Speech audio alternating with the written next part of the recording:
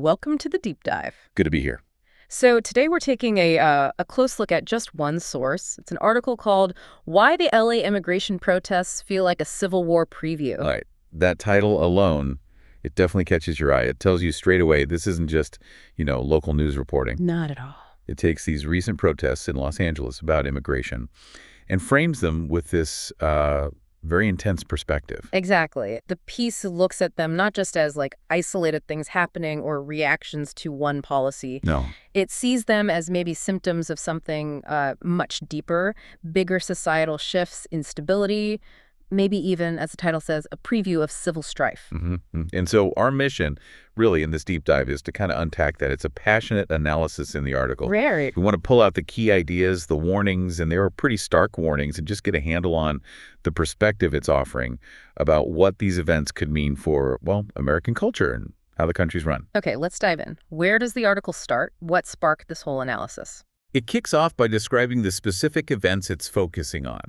Escalating protests in L.A. Right. It mentions places like Paramount, downtown L.A. And it notes importantly that according to the source, these weren't always peaceful protests. No, definitely not. The source mentions things like tear gas being used, even some looting happening during some of these protests it discusses. And the trigger for these events, the article states, was immigration enforcement actions. Right, actions that protesters, according to the piece, saw as unjust, cruel even, and politically motivated. That political motivation angle seems key. It is, and what's really striking right from the start is how the article frames it. It doesn't pull punches. How so? It presents these events not just as, riots or disturbances, but as emerging symbols of civil strife, signs, at least in the author's view, that society itself might be losing coherence, coming apart at the seams almost. Okay, let's dig into that idea of political weaponization. The article really seems to see this as a core issue driving things. It does. The source draws a really sharp contrast. It looks at different ways administrations have handled immigration enforcement. Like comparing Obama and Trump. Exactly. It points to what it labels Obama's quiet deportations. Right. Meaning, the article notes millions were deported then too, but it didn't create the same kind of huge visible backlash or unrest that the article is highlighting now in L.A. It was less confrontational, perhaps. Okay. And then contrasted with what the article describes as Trump's approach. High profile. Militarized even. militarized. Like what? Well, the source talks about tactics like deploying military-style raids, specifically targeting sanctuary cities, cities that limit how much they help federal immigration enforcement. Right. And the article's take is that these weren't really about solving underlying problems. They were seen by the author more as provocations, ways to fire up a political base. So performative rather than practical. That's the question the article raises, yeah. Is the goal efficient, maybe low-profile enforcement? Or is it enforcement designed to make a statement, send a political message? And the article gets pretty specific here, doesn't it? It does. It makes a strong claim, alleging that agents weren't necessarily picking people up from, say, detention centers or after violent crimes. But where? From workplaces, schools, Yeah. just out in the community. And according to critics cited in the article, these actions are seen as punitive, inhumane even, designed to be visible, to create fear. And just to be super clear for everyone listening, we're relaying the arguments and claims made in the source material. We're exploring the article's specific perspective here. Absolutely. It's about understanding the viewpoint presented in this particular piece. Okay, so moving beyond the immediate events and the enforcement tactics, the article then steps back, way back. Yeah, it puts things in this much broader context, historical, cultural even. This is where it gets really dramatic, right? The Roman Empire comparison. That's the one. The source explicitly draws a comparison between modern America and what it calls the late stages of the Roman Empire. Wow. Okay, that's a big claim. What specific things does the author say are similar? What echoes this late-stage empire idea that could point towards, decline or collapse? The source highlights a few key factors it sees as destabilizing. First, massive debt. It cites a number, $36 trillion. Which the author sees as more than just an economic issue. Yeah, it seems to be framed as a sign of, lost fiscal discipline, something maybe echoing historical patterns of decline. Okay. Second, technological upheaval, specifically mentioning AI. The article argues these changes are disrupting the job market, the social order, faster than we can really adapt. That feels very current. Definitely. And third, the article points to, well, open borders, the intense political polarization we see everywhere. It argues these are actively wearing away at national unity, at any sense of shared identity. So the argument in the source is that these aren't just separate problems, they're symptoms. Symptoms, yes.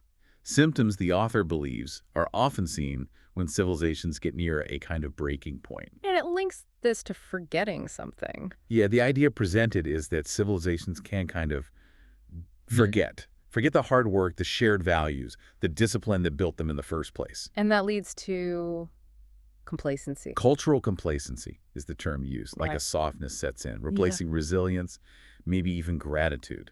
That's the picture the article paints. And connecting this huge historical sweep back to the LA protests, how does the article do that? It's basically saying, don't just look at these protests in isolation.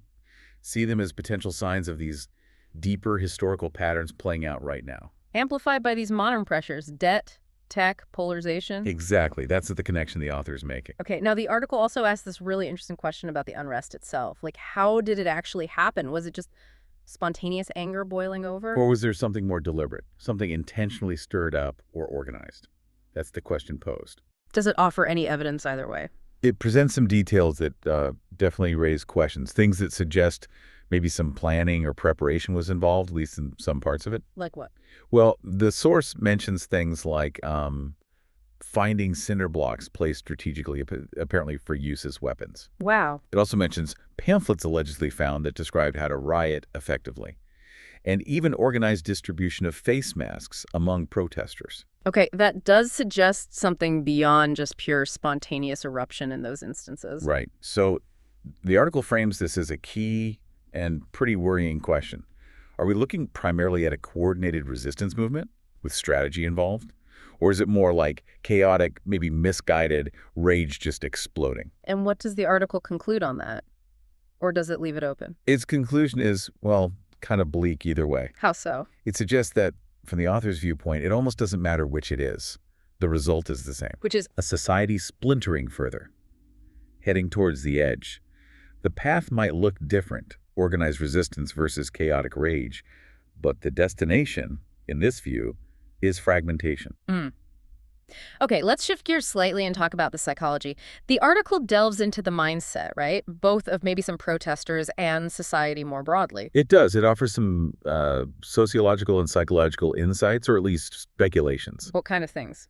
Well, the source puts forward the idea that for some people involved, especially maybe younger folks, the idea of revolution can seem, well, trendy, almost glamorous. Rather than something terrifying or deeply difficult. Exactly.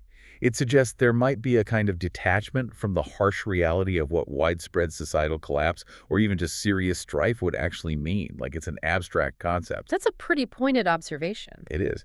And the article also makes this broader claim about the national psyche it's analyzing, Which is that in many ways a sense of entitlement has started to replace feelings like gratitude or discipline. entitlement replacing gratitude. Okay. Oh. And the source connects this directly to a big warning.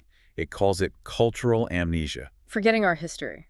Or forgetting something else. Forgetting, the article argues, the real cost of stability, the effort, the shared values, the compromises needed to keep a complex society functioning. And this amnesia, it makes rebellion look. Look appealing, maybe, Yeah. like noble defiance. But the article argues it's actually dangerous ignorance. Ignorance born from not understanding or maybe just forgetting what's truly at stake, not appreciating the foundations. So, again, the article is seeing these deeper cultural currents beneath the surface level events. Definitely. And it argues that all these threads, the politics, the history, the psychology, it all converge on one issue right now. Immigration. Immigration. It's presented as the main flashpoint, the proxy battlefield, you could say, for these much bigger ideological wars that are gripping the country. A proxy battle. So the fights about immigration are actually fights about something else entirely. That's the idea. The article suggests immigration has become the arena where these fundamental, almost existential questions about America are being fought over, often indirectly, sometimes, as seen in the protests, violently. What kind of fundamental questions does the source say are being debated through this issue? It lists several big ones, like, is the U.S. fundamentally a nation defined by its laws, or is it primarily a land built on compassion? That tension. Law versus compassion. Okay. Also, Yeah. Should immigration enforcement be, you know, efficient and maybe kept out of sight? Or should it be punitive, performative, designed to make a public statement, create a visible deterrent? The quiet versus loud enforcement again. Exactly. And then, crucially, are protests like the ones in LA justified reactions to what people see as cruelty, or are they signs, as the article suggests some argue, of deeper anarchic tendencies bubbling up? Big questions. Does the article take a side on how immigration should be handled? It acknowledges, in its discussion, that immigration is complex. It needs responsible management. That's stated. But alongside that, it clearly conveys the author's view that the approach being described, the high-profile raids, the focus on non-criminal individuals, is often unnecessarily cruel. Particularly the family separation aspect. Yes, especially when families get torn apart. The source views that as often being done more for political theater to send a message, rather than out of practical necessity. That's the strong critique in the piece. And again, these are presented in the source as the deeply contested points tearing at the country. Precisely. These are the battle lines the article highlights. Okay, so as we get towards the end, how does the article wrap all this up? What's the final takeaway? It ends with a really powerful, almost urgent feeling, framing the whole situation like a kind of ticking clock. A ticking clock towards what? Well, it summarizes the author's core warning again, that the path we're currently on, this mix of economic fragility, deep moral divides, and what it calls this disconnection from reality we discussed. Yeah. That path, in the author's judgment, is simply unsustainable. Something has to give. And the final point about the civil unrest, like in LA. The article concludes that this kind of unrest might not just be about specific policies anymore. It could genuinely be the early tremors, the first signs of a much more serious national fracture, a real break. Wow. A national fracture. And the very last thought the source leaves us with is pretty sober.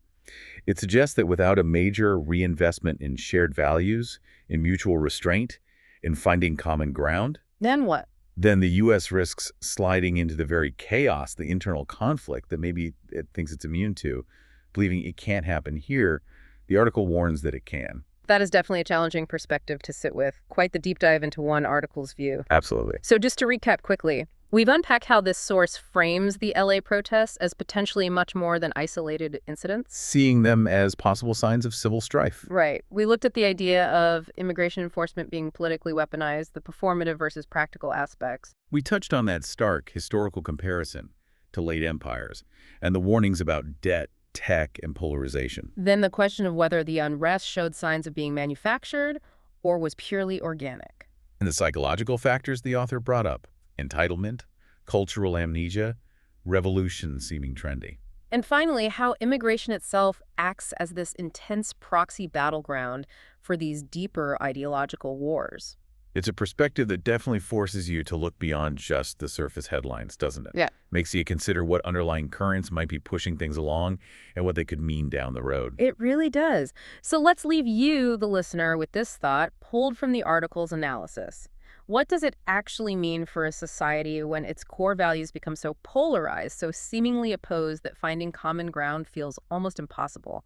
How might that kind of fundamental disconnection impact stability? Something to definitely chew on as you watch events unfold. Thanks for joining us for this deep dive into a really provocative piece. Hey, we appreciate you listening.